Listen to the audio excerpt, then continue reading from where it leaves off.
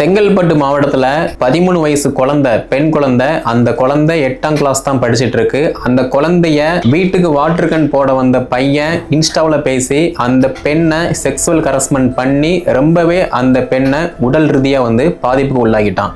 இவன் மட்டும் இல்லாம இவன் கூட நிறைய இளைஞர்கள், அது மட்டும் இல்லாம சிறுவர்களுமே சேர்ந்து அந்த பெண்ணை செக்ஸுவல் ஹராஸ்மெண்ட் பண்ணிருக்காங்க. இவங்க எல்லாத்தையுமே இப்ப சிறுவர் சீர்திருத்த பள்ளி சேம் டைம் சிறையிலையுமே போட்டுட்டாங்க. பட் இதையெல்லாம் தாண்டி இந்த தப்புக்கு யாரு காரணம் அப்படின்னு பார்த்தோம் அப்படின்னா ஃபர்ஸ்ட் ஒன் பேரண்ட்ஸ் மட்டும்தான். ஒரு குழந்தை வீட்டுல இருக்கு அப்படின்னா அந்த குழந்தை என்ன பண்ணிக்கிட்டு இருக்கு, நடைமுறை என்ன அப்படின்னு பேரண்ட்ஸ் கவனிக்கணுமே தவிர இதையெல்லாம் தாண்டி எல்லாம் முத்துனதுக்கு அப்புறமா நம்ம கவனிக்கும் அப்படின்னா நம்ம தான் மைனஸ். ஓகே, அதே மாதிரி இப்ப உள்ள சிச்சுவேஷன்ல பெற்றோர்கள் மிகவும் கவனமா இருக்கணும். நம்ம குழந்தைங்க என்ன பண்ணிக்கிட்டு இருக்காங்க, போன் யூஸ் பண்றாங்க அப்படின்னா அந்த போன்ல என்ன பண்றாங்க அப்படின்னு ரொம்பவே கவனமா இருக்கணும்.